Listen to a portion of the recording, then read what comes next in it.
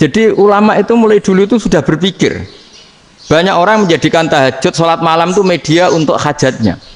Dan kalau nggak kesampaian ini mutung. Nyalahkan kiainya ijazah ramandi. Macam. Daripada ngono ora usah apa? Tahajud turu.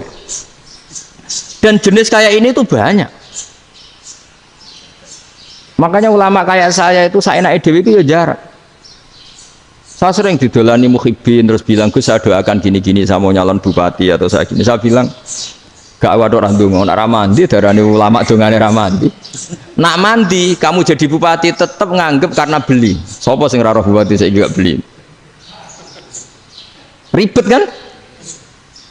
Ketika mereka jadi ngunsurkan doa kamu apa karena kemarin beli? Yang beli maksudnya nggak beli nggak usah tersinggung.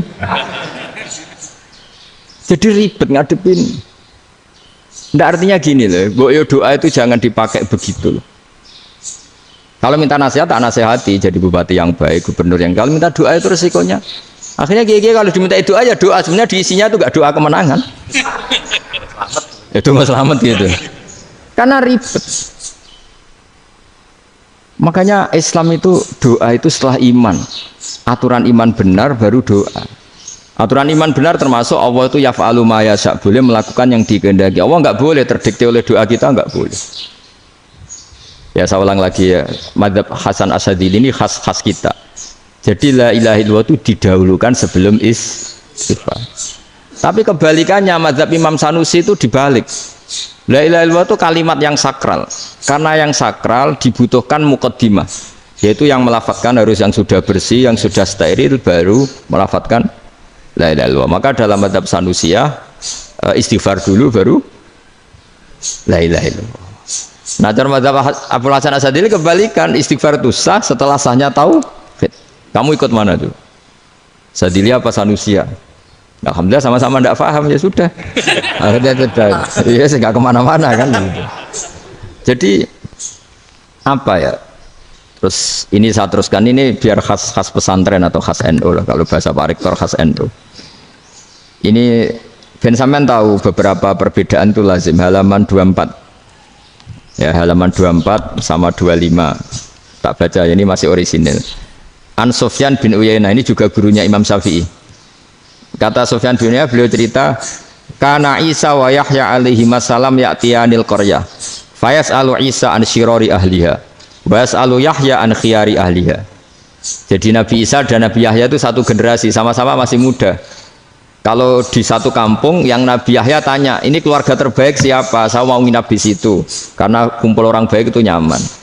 Kalau Nabi Isa kebalikan, keluarga terburuk mana ya? Saya tak di situ. Nah, terus akhirnya faqala lahu Yahya lima tanzilu ala syirarin nas. Kenapa kalau kamu bermalam kok malah kumpul orang-orang yang nakal? Innama ana tabibun udawil mardo. Saya ini nabi para dokter. Di mana-mana dokter yang ngumpuli yang sakit, ngobati yang sakit. Makanya di NU itu ya banyak Ki Jazab mengumpuli yang nakal-nakal. Nak tepak yang ngentas yang nakal, nak tepak ya katut. Ini adu nyali lah sudah gitu. Tapi itu ada ilmunya, yaitu niru Nabi siapa? Isa. Kalau kamu dokter penelitian itu cari daerah yang banyak pandemi apa yang bersih? Yang banyak pandemi, karena yang namanya penelitian ya di situ kan. Kalau kamu dakwah ngentas kemiskinan, ke daerah miskin apa daerah kaya? Nah sama, kalau ngentas kefasikan, ke daerah fasik apa daerah orang soleh? Fasik. Ya, tapi itu Nabi Isa. Nah kalau kamu tidak Nabi kan potensinya kan ngacut itu. Tapi setidaknya bahwa kita sering disalahkan karena punya beberapa tokoh yang ngancani fasik-fasik, itu sebenarnya ada dalilnya, yaitu Nabi siapa? Isa. Nah terus masalah tegas dan lunak. Ketika ada mahasiswa misalnya pacaran, boncengan lanang dan perempuan, itu pilihan kita apa? Kalau tegas, terus gak mau mendengar kita. Misalnya gini contoh gampang, tak beri contoh Pak D. Jangan orang tua, nanti secara fikih itu beda. Nah ini kan kita orang pesantren, nah, biasa ngaji fikih detail. Kamu Pak D seorang perempuan, mahasiswi misalnya, sering pacaran. Setiap ke situ sama pacarnya kamu diam saja. Padahal kamu dosen keislaman. Mesti pawanaan kamu nyimpulkan, ternyata pacaran itu tidak apa-apa. Buktinya Pak D itu tidak negur, menengahi. Ini berarti as-sukut alal mungkar. Tapi kebalikannya, Pak Dene terkenal keras. Nak rono mesti raja aku ponaan. Akhirnya ora rono. Mesti ngerti nak mesti diamuk. Nah, dua orang ini sama-sama gagal kan? Yang lunak menjadikan ponaannya pacaran terus karena enggak negur sehingga dikira membolehkan. Sing keras juga enggak sempat bina wong rono era wani. Akhirnya dua orang ini sama-sama enggak ketemu, sama-sama enggak berkesempatan membina kan? Gagal membina kan? Karena yang keras ponaannya enggak pernah situ, berarti enggak bisa bina kan? Yang lunak membiarkan berarti juga ada bina. Nah, Islam itu antara dua itu. Ya agak terlalu lunak, enggak terlalu keras. Karena kalau terlalu keras, misalnya ada kiai terlalu keras, loh masyarakat mau tanya itu gimana? Lari kan? Loh saya ini punya pengalaman pribadi. Saya ini kan kecelok orang alim. Itu kalau pernah ya saya itu berusaha ya pokoknya ya umumnya orang alim lah. Tenang, terus anteng, enggak gejlok-gejlokan. Itu enggak ada yang tanya. Saya mimpi ketemu beberapa ulama itu disalahkan. Terus umat saya kalau mau tanya itu ke siapa? Wong alim wis wibawa, meneng tambah banget wibawan. Wala Qur'an sering gojlok rektor macam-macam. Terus wong wanita kok saya biasa ke pasar pandangan dicegot orang. Gus, putri saya itu sering keluar darah tapi melebihi batas haid gini-gini. Kalau badhe sowan jenengan, gak usah sowan ning kene mbek ngadeg-ngadegan. Terus tanya, yang haid berapa hari, Gus? Ya supaya rudat ilal adat sebelum dia punya penyakit istihadah itu berapa? 6 hari ya sudah, kembali 6 hari lainnya mustahadah, tetap sholat, tetap normal. Tapi kalau saya wibawa, mau pasar gue tasbih dulu. Iku mesti wong salaman njaluk donga yakin. Tapi baru kayak rada uraan ketemu wong-wong, dul pening ndi? Mak pening ndi? Gus beneran Gus ketemu jenengan kula wingi badhe tua kok. Ini tanya. Jadi uraanku itu amdan. Lho nek sampean asli. Asli uraan. Karena ndak uraan lah tetap ndak wibawa kan. Jadi baru kayak uraan itu ya banyak. Saya itu kalau ngantor di Jogja itu banyak orang yang tanya. Ya biasa tuh tanya macam-macam. Karena saya uraan. Ke pasar ya orang, bahkan di bis sering ketemu orang, wah beneran Gus kalau badhe sowan jenengan badhe tanya ini. Ya sudah di sini aja. Jadi semua itu diilmoni. Nah, Nabi itu punya sisi yang dua-duanya jalan. Memang beliau luar biasa, dipilih Allah yang luar biasa. Nabi ketika wibawa itu banyak sahabat yang bahkan mengenali wajahnya aja tidak bisa. Ka'anna ala ru'usihim at-toir. Bayangannya seakan-akan di kepalanya itu ada burung yang takut terbang, saking antengnya. Tapi Nabi sekali mengeluarkan job, sekali santai, itu sahabat tanya itu sampai yang nggak pantas ditanyakan. Nabi saya tadi kumpul istri saya, tapi tidak inzal itu wajib mandi ndak. Aro'aita law anna ahadana ya'ti imro'atahu walam yunzil. Itu ya ditanyakan. Nabi mun kumpul itu betul sakit inzal sepundi. Guys betul lagi. Terus ya ada yang tanya macam-macam. Ini saking ada sahabat dipanggil Nabi tambah lari, dipanggil lagi tambah lari. Pas jenengan nyeluk, oh pas kalau kumpul bojo kula. Lah kula kuatir jenengan orang suci, saya belum mandi, makanya saya lari. Nabi ngendikan innamal mukmin thahir, ya nak masalah ketemu kiai ra apa-apa ijek junub. Sementing kok nak salat ya adus sik. Tapi Nabi sekali pakai mazahirul jalal, tapi pakai wibawanya, itu orang enggak berani ngomong. Tapi sekali Nabi rileks, itu orang bisa tanya apa saja, termasuk halal yang enggak pantas. Ada sahabat itu tanya lucu, tanya Maimunah. Maimunah itu ya cantik tapi sudah agak tua lah. Maimunah, ya umal mukminin, hukumnya ngambung bojo pas Ramadan piye? Wah gak roh aku, gak tahu diambung kan Nabi pas Ramadan. Tanya Saudah, wah malah arah diambung kalau Saudah itu kan wis tuwa itu. Lucunya istrinya jawab, tanya Aisyah yang mungkin Nabi, iya yang mungkin tanya Aisyah. Itu yang usul ya istrinya Nabi Maimunah. Selalu Aisyah, tanya Mbak Aisyah. Ya Amirul ya umal mukminin gini-gini. Wah Aisyah yang cantik masih perawan kan. Qabbalani Rasulullah bahwa oh Nabi biasa ngambung-ngambung pas Ramadan dan beliau tetap puasa. Akhirnya fakih ngarang kan wa takbil fi Ramadan wa tublah la tubtilu shauma ngambung ora. Iku udah biasa di sini. Ya nasi bojone ayu. Nah ini artinya seasik itu gitu. Jadi garwane Nabi sing ngrasa rodok tuwa. Wah, aku ora tahu. Kok Aisyah.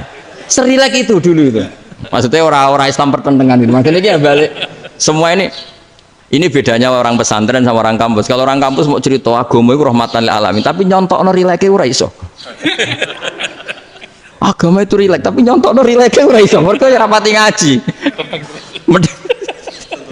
Contohnya ora iso, dadi mau gawe kaidah kok Islam itu rahmatan.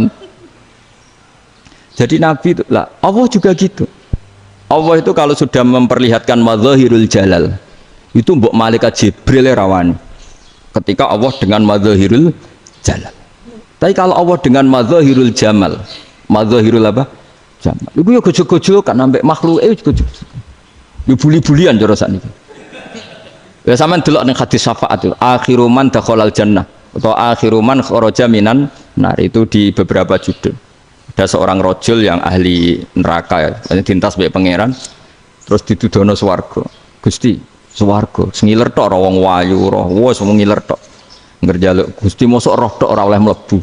Jarimu asal mlebu metu kon neraka ora jaluk-jaluk meneh. Sumpah lho ya, gak jaluk apa-apa meneh. Mboten Gusti. Sekali saya keluar dari neraka ndak akan minta apa-apa lagi. Wallahi, wallahi, la as'alu ghairaha. Mesti ghaira khoslah, ghaira tilkal khoslah. Ya niku pokoke selain keluar dari neraka saya ndak akan minta lagi. Didono swarga wong do kelon seru wibet kan. Sing bojone elek kan dendam dadi ning swarga iku. Swarga wis macam-macam. Gusti mosok roh tok ora oleh mlebu. Jarine ra janji ra njaluk meneh. Akhire ya wis didelokno neraka. Jadi pangeran jawabe gampang, didelokno neraka. Roh neraka begitu menyakitkan, begitu ngeri. Sudah Gusti saya tidak minta surga, sementing nggak masuk neraka. Rabbana srif anna adzab jahannam. Setelah lama itu diadepno swarga nenjuk mlebu swarga, terus diadepno neraka. Akhirnya ya sudah. Saiki mlebu swarga gak apa-apa. Iku jawabe lucu. Atas taziu jenengan ngenyek kula. Mung karuan ra di swarga kok mlebu swarga. Terus akhirnya mlebu swarga, kan mlebu swarga tamanna, sangen-angen sing mbok jaluk apa? Orang angan-angan yang indah-indah, laka, wa asratu amsal, ya siku tak turuti, wa asratu amsalih, lan lipatan ke-10. Jawab wong lanang ya lucu, atas tazi ubi wa anta rabbul alamin. Jenengan pangeran kok ngenyekan, maksudnya wis karuan aku ora pantes. Terus dari pangeran, la astazi ubika, walakinni alama asya'u qadir. Aku gak ngenyek kowe, pancen aku pangeran, nuruti kowe iku iso. Jadi Allah sendiri ketika dengan madzahirul jamal, itu malaikat ya ono sing wani bantah. Masyhur itu kan malaikat sing bantah pangeran atas alufia mayufsidu fiha wasfikut. Karena Allah dengan madzahirul jamal. Yang paling masyhur Nabi Musa. Nabi Musa itu ketika Nabi Mi'raj. Nabi Mi'raj itu beliau kira-kira di langit keempat lah yang masyhur atau kelima. Ngelangkai. Nabi Musa nangis, ya Rabbi ini apa-apaan? Orang sing ja'a ba'di kemudian melangkai makom saya ini apa-apaan?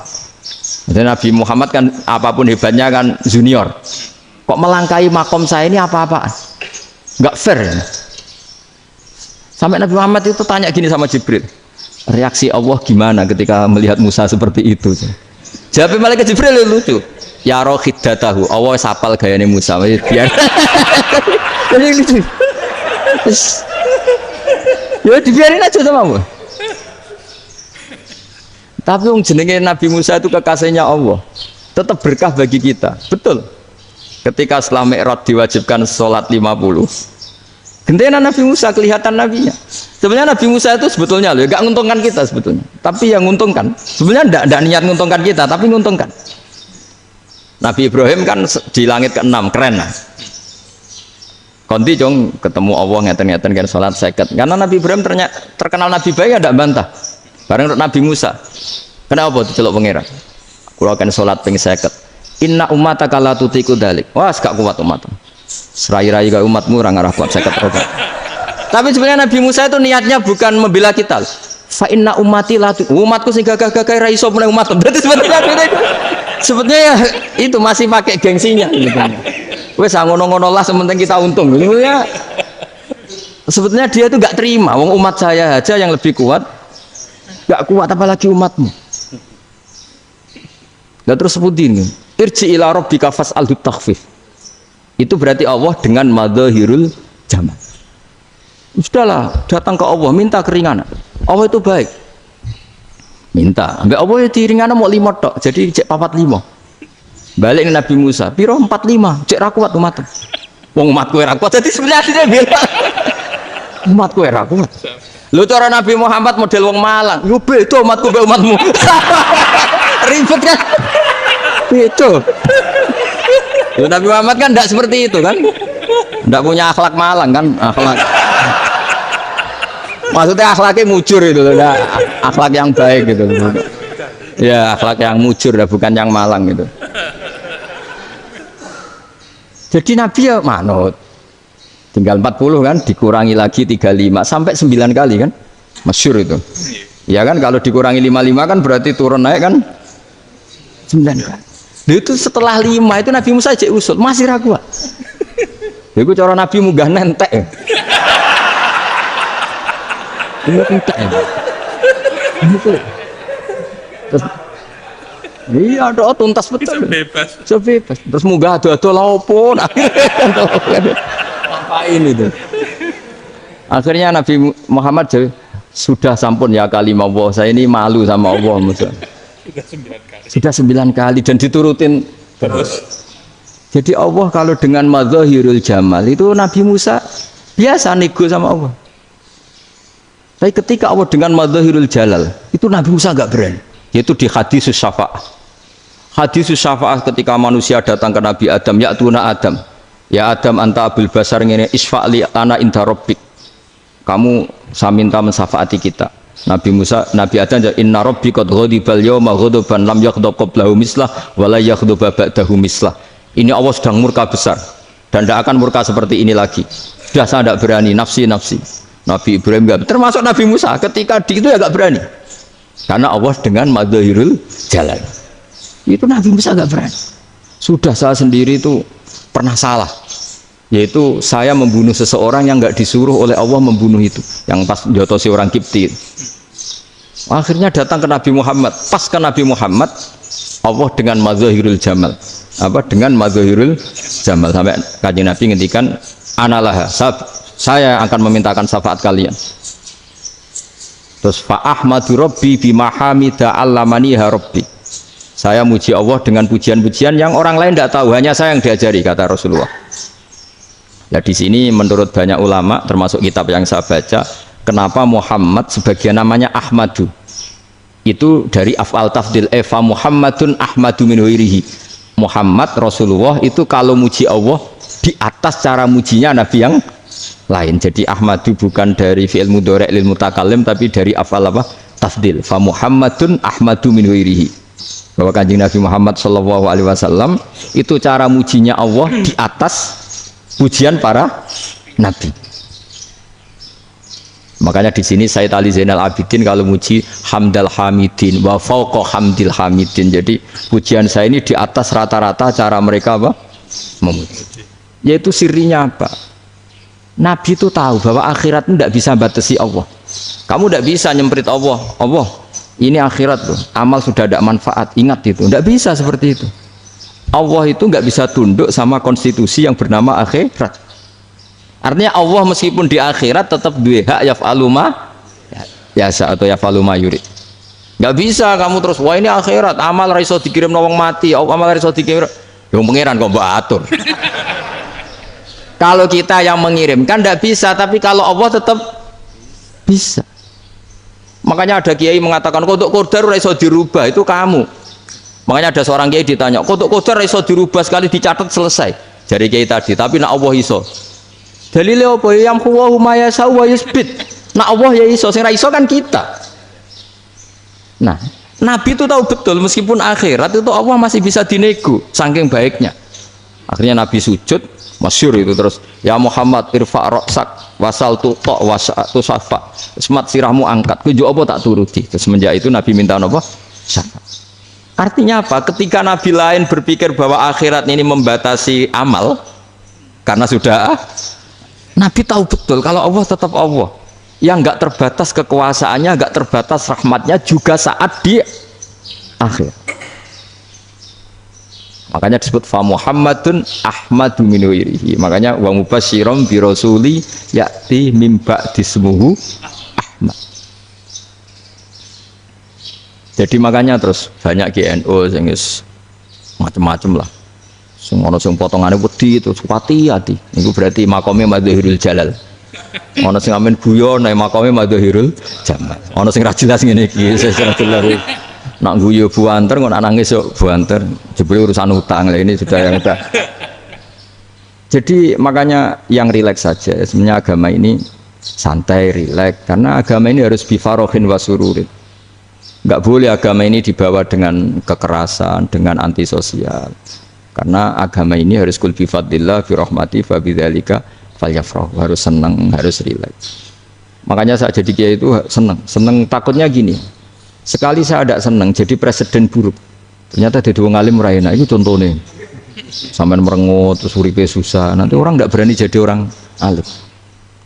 Makanya saya buktikan bahwa saya lebih bahagia dibanding rektor. Nanti orang yang jadi rektor semua ingin jadi orang alim. Saya pernah ketemu sekian rektor di Jogja, tanya, Gus, kenapa jenengan bela-belain pesantren sampai segitu?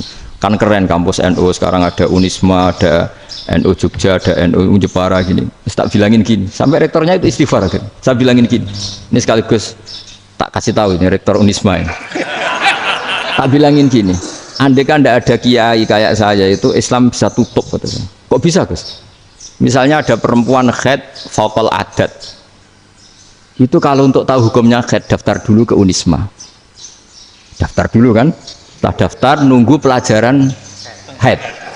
Baru tahu haid setelah 3 tahun dari masalahnya ini. Tapi baru kayak kiai ketemu saya di jalan, Gus anak kula nu haid ngeten-ngeten mboten normal hukumnya piye? Oh hukumnya ngene dibalekno ning adat. Ora usah registrasi, ora usah daftar. Jadi ya harus ada istighfarnya lah. Unisma juga harus istighfar, semuanya harus istighfar. Karena ada sisi yang nggak mewakili kebutuhan Islam. Tapi saya sebagai kiai juga istighfar.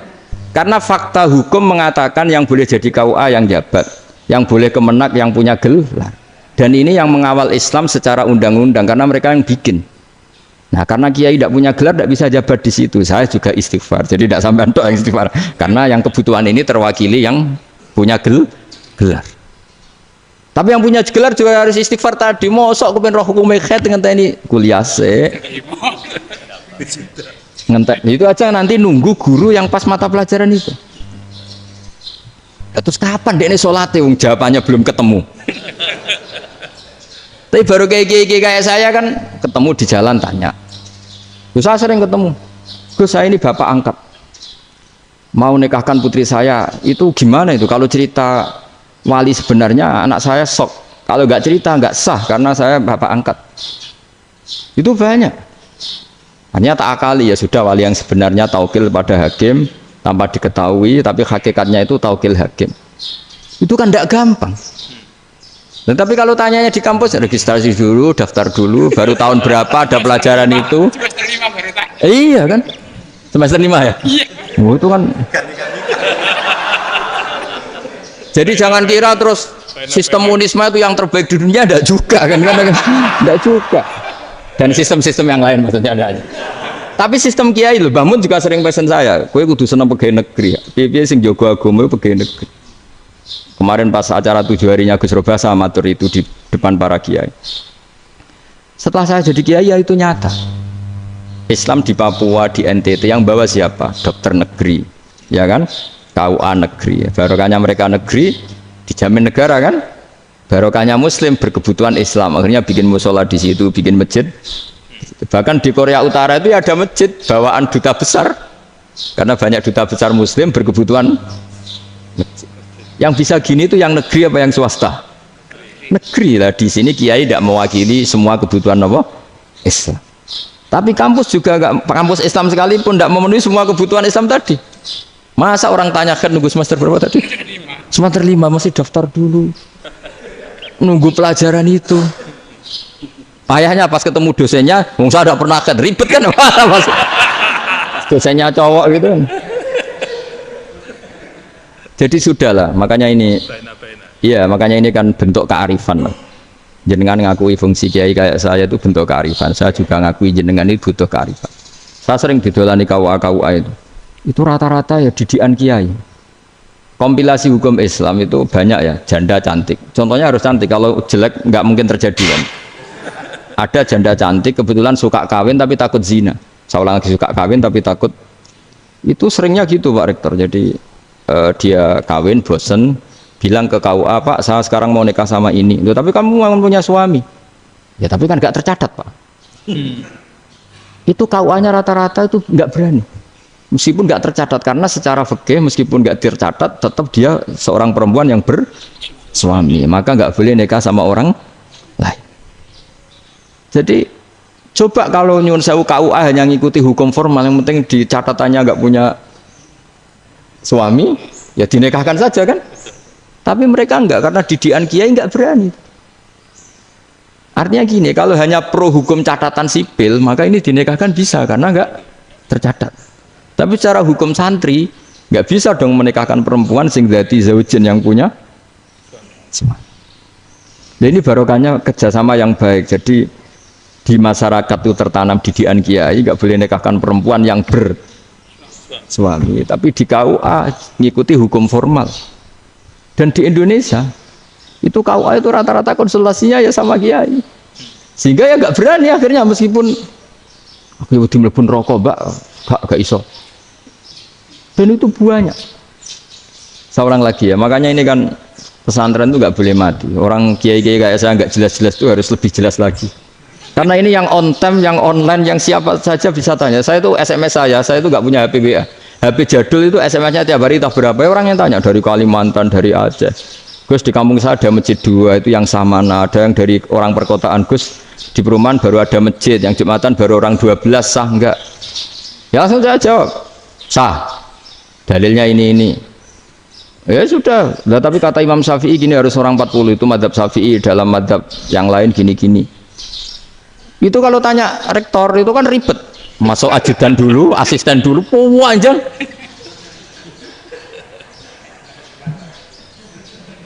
Wah itu kan ribet kan. Manggil dosen dekan VAI, dipanggil dekan VAI nggak mau langsung jawab, cari dosen yang nekuni itu.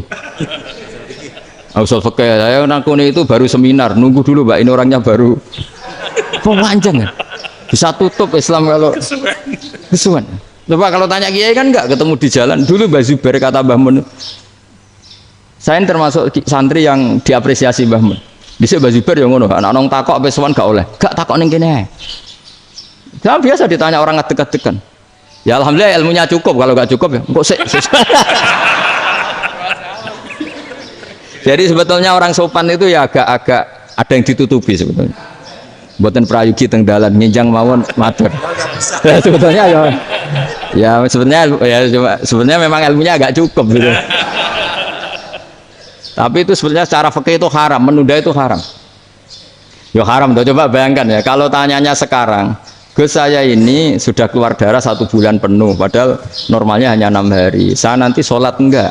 Kalau ninjang mawon dugi kula, berarti kan hari ini belum ada keputusan. Sholat apa enggak kan? Tapi karena modus tadi, boten prayogi nggih ngendikan ngoten teng dalan ngenjang tengen kula. Itu kemungkinannya 2, sopan atau goblok, itu saja. Kayaknya kalau sopan enggak lah. Kayaknya enggak lah kata saya. Karena secara fikih itu jelas haram. Bagaimana mungkin suatu yang harus dipraktekkan nanti duhur dijawab besok, berarti duhur, asar sampai subuh belum ada jawaban, berarti nggak ada sholat kan? Makanya dibutuhkan orang-orang alim yang kultural seperti ini, dan NU menghormati kultural. Tapi Mbah Mun juga sangat menghormati Islam formal, karena tadi produk-produk formal itu bisa dilembagakan oleh negara, dan itu kita ikut untung gitu. Makanya Mbah Mun itu kalau punya tamu KUA, punya tamu polisi sampai pejabat itu. Kenapa saya contohkan KUA? Supaya jangan kira seperti pendapat orang-orang hasud, wah mesti aja disolani presiden seneng, menteri seneng. Enggak juga. Sebenarnya semua kiai itu mulai KUA sampai polisi, polsek, polres itu seneng semua. Karena sama-sama diajak mengawal bangsa ini, diajak mengayomi semua masyarakat. Tapi kadang-kadang masyarakat ngeritiknya, jenenge kiai disolani menteri ya seneng, presiden. Padahal yang sowan kiai itu ya mulai KUA, Kapolsek, kepala desa, RT, Mudin. Itu Mudin kalau tanya ya lucu-lucu. Gus kalau nate nyembelih pitik kemanian, pitik ego gede. Akhirnya Gus ngerti nak kemanian langsung tak sebelah meneh, terusane ku sak ta ora. Ribet. Ya tak jawab, lah pite masih gue urip to ora. Terus urip Gus, wis sah cara madzhab Malik kerja urip. Karena itu ada perdebatan antara madzhab Malik dan madzhab Syafi'i. Nah, cara Imam Syafi'i itu agak ketat. Hewan yang punya kehidupan sudah muttoribah, misalnya ayam jago, contohnya harus jago, karena kalau ayam kecil diikhlaskan haram. Jadi, yang cilik wae kan gitu. Fikih itu ya, fikihnya orang Indonesia itu pecundang. Kalau ayam kecil nggak ditanyakan, mate ra wis. Kalau jago ditabrak truk kejet-kejet. Andai kan nggak disembelih pun mesti mati. Itu cara madzhab Syafi'i itu haram. Karena penyembelihan ini tidak menjadi penyebab kematian, tapi memang karena kecelakaan tadi. Ini cara madzhab Imam Malik enggak. Andai kan nggak disembelih, matinya kan 2 menit lagi atau 1 menit lagi. Andai kan nggak disembelih, berarti mati sekarang itu bawaan pisau apa bawaan kecelakaan? Ya sudah halal gitu caranya. Nah akhirnya ya saya bilang ya sudahlah kita semuanya malu. Jadi cara debat, cara Imam Syafi'i enggak, cara berpikir itu sudah tidak kehidupan yang normal. Yang dimana-mana penyembelihan itu mematikan yang hidup normal. Jadi agak ketat. Jika dalam contoh kemanian, kalau dalam bahasa Jawa nyembelih agak sempurna terus pesonya jatuh atau apa itu, kalau pakai madzhab Syafi'i agak kesulitan. Jadi kalau madzhab Malik asal diselesaikan secara fauron dan juga sebagian madzhab Syafi'i itu halal. Nah orang mesti tanya gitu, Gus, wedhusku tabrak truk, man Gus kejet-kejet. Nak pitik cilik ra ditakok. Makanya termasuk kritiknya Mbah Mun, tapi ini madzhabnya Mbah Mun ya, kamu boleh ikut boleh ndak karena ini urusan ndak penting. Ya wong-wong lucu, nak ditakoki yuyu muni haram mergo amfibi. Yuyu ngerti ya, Man? Yuyu nggih. Tapi nak ditakoki kepiting muni halal. Mergo nak yuyu haram gak eman, nak kepiting eman. Padahal alasannya coba, kenapa yuyu haram? Karena amfibi kan bisa di air. Pertanyaannya, kepiting seperti itu ndak? Nah, tapi kepiting kalau haram kan eman. Karena besar kan, kalau yuyu silahkan haram kan gitu. Artinya apa? Fikih kita ya agak-agak pecundang gitu, agak-agak pertimbangan. Iya, ini lucu kan? Kualitatif. Coba alasannya yuyu haram karena apa? Amfibi kan, hidup 2 alam. Pertanyaannya kepiting seperti itu enggak? Iya, kenapa? Kalau orang tanya, yuyu haram apa halal? Rata-rata jawab haram. Tapi kalau kepiting mulai khilaf. Loh mestinya kan sama kan? Lah itu iya tadi saya juga sering melihat tonggo-tonggo itu ayam cuwilik samene ketabrak truk, nggak ada yang tanya. Tapi saya pernah jalan-jalan di Naruan sini, ono jago ketabrak, sing duwe langsung marani kula pas saya naik motor, Gus ini halal apa haram? Nak langsung kula sebelah halal apa haram? Wis kanggo kowe halal ya kowe halal. Karena saya tahu tak jawab haram mesti kecewa itu. Aduh, kiai ini beratnya kan. Ya akhirnya ya saya setelah itu Fatihah Imam Syafi'i ngapunten umat kula nu rahasia madzhab jenengan tuh ndak siap. Iya kan akhirnya pakai madzhabnya Imam Malik tadi. Ya tak Fatihah Imam Syafi'i ini mboten niat nglawan jenengan. Tapi ngobati tiang eman. Mergo pitike besar itu. Jadi ini kan ceritanya itu makanya yang rileks saja lah bahwa Islam ini yang rileks, yang menyenangkan karena ya agama ini harus menyenangkan. Raditu billahi robba. Raditu itu senang banget, ridho itu puas. Nggak boleh beragama pertuntungan terus emosinan, ya marem atau raditu itu marem. Jadi yang nyaman. Ya saya kira demikian. Assalamualaikum warahmatullahi wabarakatuh.